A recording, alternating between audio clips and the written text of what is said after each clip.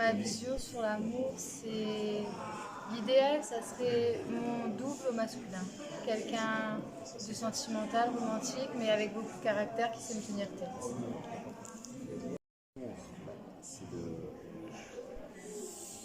savoir vivre en harmonie avec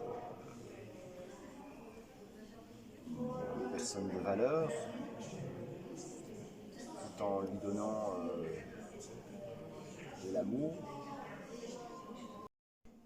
Le partage est quelque chose de hyper important en amour. La complicité, d'être là sur la même longueur d'onde en fait. Ouais. Ma vision de l'amour, je dirais que l'amour,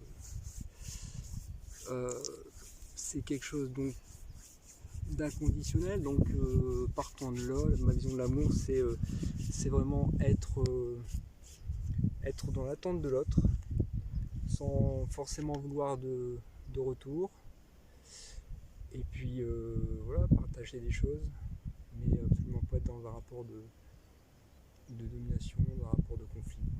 Je pense que ma vision de l'amour, c'est quelque chose qui doit être fluide et, voilà, et pas limitant et pas bloquant. Alors ma vision c'est le partage, la complicité, être ami avec son compagnon, enfin son partenaire, mais en même temps avoir l'amour, aussi la communication, c'est très important parce que les malentendus et tout ça, ça peut vite arriver. Donc voilà, la vision de l'amour c'est un peu tout ça et beaucoup de complicité. L'amour représente le bien-être, le bonheur, très important aussi. S'il n'y a pas d'amour, on n'est pas heureux, on n'est pas épanoui. L'amour est très important pour être bien dans sa vie. Alors ma vision de l'amour, c'est le partage, le fait de faire des choses ensemble, de s'amuser, de passer des bons moments et de pouvoir compter l'un sur l'autre.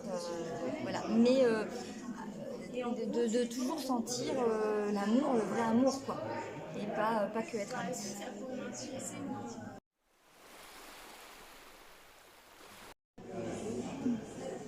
Mes peurs en amour, ça serait l'abandon et la tromperie. Mes craintes en amour, je n'ai pas forcément de crainte en amour. J'en aurais pu avoir par le passé, peur d'être abandonné. J'avais une tendance à me soumettre. Mais voilà, je n'ai pas vraiment de crainte en amour, à part de tomber peut-être sur la mauvaise personne que je ne me reconnaîtrais pas. Peur de la trahison, peur de ne pas être au même niveau que l'autre personne et de se sentir moindre, parce qu'un amour, ça doit être partagé, d'être aimé vraiment pour ce que l'on est. Alors une peur en amour, je dirais deux choses. Je pense que quand on est toujours dans l'instant présent avec la personne, on ne doit pas avoir de peur parce que voilà, on vit l'instant. Si on quitte cette chose-là, et si on pense en fait toujours à ce que sera demain et si l'amour n'est plus là, ou en fait c'est plus cette peur-là en fait, la peur de ne plus être dans l'instant présent et de vivre le moment, mais entrer dans une chose où on a quelque chose de beau qui est l'amour et qui en fait demain pourrait disparaître. Et là on n'est plus là et et ça devient moins intéressant. Donc je dirais ma peur c'est de ne plus vivre le moment, ou parce qu'on vit un bon moment et qu'on a peur que demain à ce moment-là il soit plus là. Donc ça serait ça ma peur. Alors les peurs en amour, c'est la trahison, c'est l'abandon surtout. C'est ce qui me fait le plus peur, c'est de me sentir abandonnée, surtout si j'aime beaucoup une personne et que ça ne va pas dans les deux sens. C'est très compliqué. Ce qui fait peur en amour, c'est Tomber sur quelqu'un qui profite de moi, qui profite de ma joie de vivre, de ma bonté. Ça, j'ai très peur. Surtout, moi, je veux tomber sur une personne de très simple et qui me donne le bon amour. Alors mes peurs en amour, c'est d'être quittée.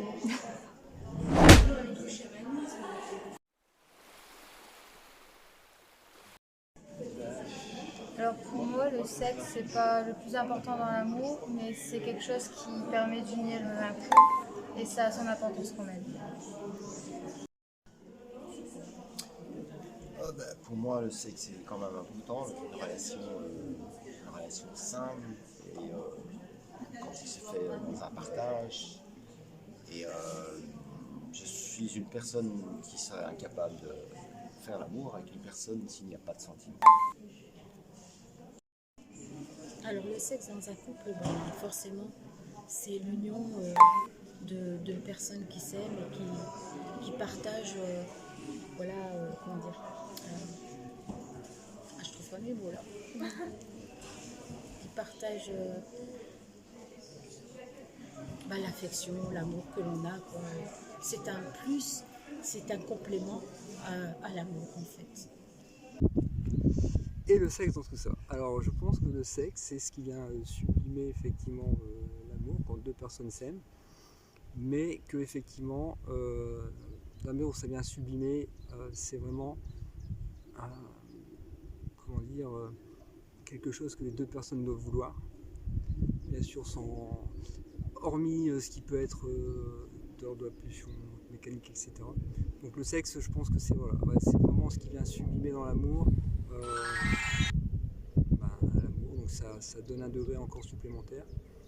Voilà. Après, c'est pas le fondement de l'amour, c'est pas ça. Je pense que le fondement de l'amour, c'est effectivement la relation ressentie, les vibrations qu'on peut avoir avec une personne, et qui généralement, si c'est ça, peut découler sur le sexe. Mais s'il n'y a pas ça, après ça reste du sexe pour du sexe. Donc après, soit on aime ça et soit on n'aime pas ça. Alors la sexualité c'est hyper important. J'ai vécu avec quelqu'un où c'était pas ça du tout, et du coup quand il n'y en a pas, c'est pas le ciment d'un couple. Et en fait quand tu trouves quelqu'un avec qui ça se passe très bien, même au moment, quand il y a des moments difficiles, c'est ça qui permet en fait de consolider le couple et puis de passer outre les problèmes. Le sexe représente le bien-être en soi, se sentir bien, avoir des palpitations dans le cœur, surtout. Le sexe, moi j'en ai besoin, et c'est très important, sinon je ne serais pas bien dans ma peau, surtout j'en ai besoin.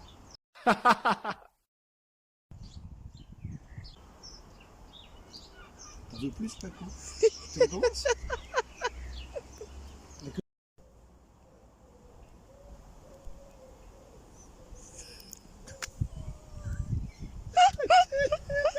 C'est à toi.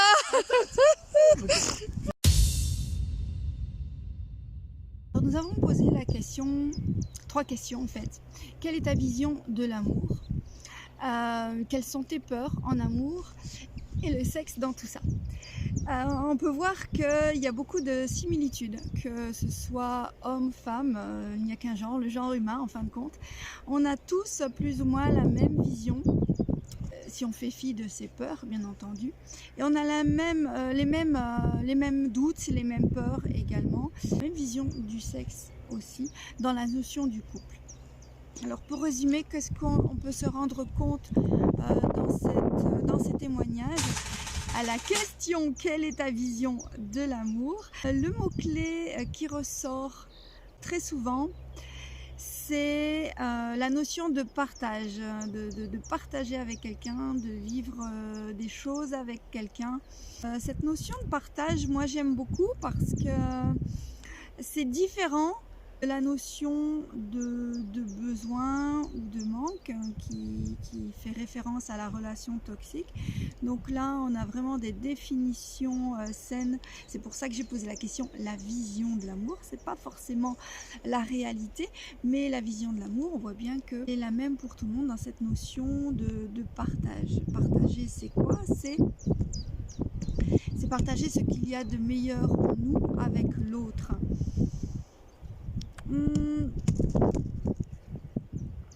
Quand on n'est pas bien avec soi, tout ce qu'on va donner, j'ai mon écran qui n'est pas très droit, tout ce qu'on va donner, ce sera dans le but de recevoir quelque chose en retour, parfois dans le but de recevoir de l'amour aussi. Donc ça, c'est pas la notion de partage. Donc, la notion de partage, c'est deux êtres qui ont conscience ou pas de leurs blessures, de leurs difficultés, de leur vulnérabilité. Mais en tout cas, l'idée, c'est de ne pas s'attirer un compagnon qui va, une compagne, qui va soigner ça. On n'a pas besoin d'une infirmière, ni d'un compagnon ou d'une compagne qui va contrôler et profiter de ta vulnérabilité. Ça, c'est plus dans les domaines de la perversion, par exemple. Donc oui, la notion de partage, elle est intéressante. Même si aujourd'hui tu n'as pas fait, parce qu'on dit toujours il faut d'abord travailler sur soi, il faut d'abord être bien avec soi-même. Oui, il y a une base, il y a un minimum. Que tu fasses justement attention à ne pas t'attirer des gens qui vont être dans cette notion de guérison ou de contrôle qui est de l'ordre du triangle dramatique avec le persécuteur, le sauveur et la victime. Ça, tu peux retrouver le triangle dramatique sur ma chaîne YouTube. J'ai fait une vidéo spécialement sur le sujet.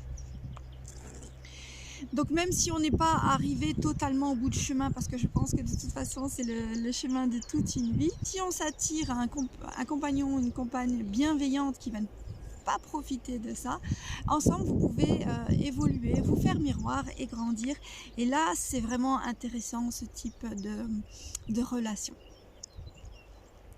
À la question quelles sont tes plus grandes peurs, ouais, là c'est tellement vaste, on pourrait en faire un sujet complet. Donc il y a la peur d'être quitté, la peur que ça ne fonctionne pas, la peur d'être contrôlé, d'être manipulé par l'autre. Là on est typiquement dans quelque chose où on sait qu'on a cette générosité de donner beaucoup en amour parce qu'on veut recevoir beaucoup d'amour. C'est bien sûr de l'ordre de l'inconscient généralement. Et donc ça peut être intéressant, plutôt que de rester dans la peur, d'aller chercher qu'est-ce que cette peur elle a à te dire, être accompagné par un coach ou un thérapeute pour que tu puisses être toi-même en sécurité à l'intérieur de toi. Et quand tu es toi-même une personne sécure et alignée, tu ne vas plus aller chercher chez l'autre de la sécurité, ou tu ne vas plus éviter l'autre par cette peur ou par cette insécurité. Troisième question, et le sexe dans tout ça. Là, c'est clairement ce qui est ressorti, c'est que le sexe, c'est vraiment une connexion à l'autre, c'est le ciment du couple en fait. Et donc c'est important d'avoir cette sexualité épanouie, non pas une sexualité de patriarcat où on force la femme, où il y a de la soumission, où il y a de la domination, ni même chercher ou créer ce lien. Ça existe par des disputes, comme ça on se réconcilie sur l'oreiller et ça fait du bien de sentir la réconciliation. Ouais, tout ça c'est aussi des stratégies, le sexe c'est vraiment une stratégie aussi quand il est mal employé, mais en réalité voilà, dans le truc sain, le sexe c'est vraiment une connexion à soi, parce qu'on arrive vraiment sans tricher. On est à nu, on peut dire ça comme ça. On vient avec toute sa vulnérabilité, on donne qui l'on est. Et on reçoit aussi, on se met en posture de recevoir aussi. Oui, donc c'est important. Cette connexion, elle est importante d'être saine. Pas une connexion où on va réparer quelque chose au travers de l'autre, parce qu'il y a par exemple des hommes qui n'ont pas réparé le complexe d'Oedipe et qui veulent se venger de maman. Il y a ces hommes qui peut-être ont trop de charges dans la société et qui vont décharger justement dans le corps de la femme. Ce type de sexe-là, de toute façon, il se repère dans la mesure où, d'abord, après, vu que ça vient d'une tension et d'un trop-plein de dopamine, après, il y a une fatigue extrême en fait. Et c'est comme ça qu'on dit souvent après on dort bien ou on dort tout de suite. Mais en réalité, quand c'est du sexe conscient, c'était avec le couple conscient, c'est plutôt une énergie différente, vibrante, ça sécrète d'autres hormones. J'ai oublié le nom, il va falloir que je fasse une recherche. Je mettrai un petit hashtag pour dire c'est quelle hormone. Mais oui, c'est plus...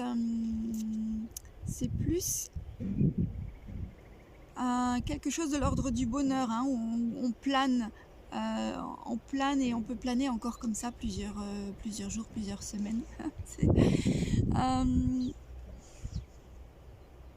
Et ces petits gestes d'amour se retrouvent avant le sexe dans tous les petits gestes au quotidien, dans le couple, se tenir la main, se regarder dans les yeux, etc. Oui, c'est le ciment du couple. Donc voilà, vous avez bien répondu, que ce soit homme, femme, en tout cas, nous sommes du genre humain et nous avons tous et toutes les mêmes aspirations. On peut le voir grâce à ces témoignages et je remercie toutes ces personnes qui ont joué le jeu. À très bientôt et coachement vôtre. Pour être tenu au courant dès qu'un outil de développement personnel est mis à ta disposition, abonne-toi bien sûr. Pour soutenir ma chaîne et faire grimper les algorithmes, pense à liker. Tous ces outils, ces sources d'informations, fais-en profiter le plus grand nombre en partageant. Je te remercie de contribuer à cette chaîne qui a pour but d'embellir la vie, de devenir une personne plus consciente et épanouie. Bien entendu, ces podcasts ne se substituent pas à une véritable séance de développement personnel individuel et surtout personnalisé. À très bientôt et coachement vôtre.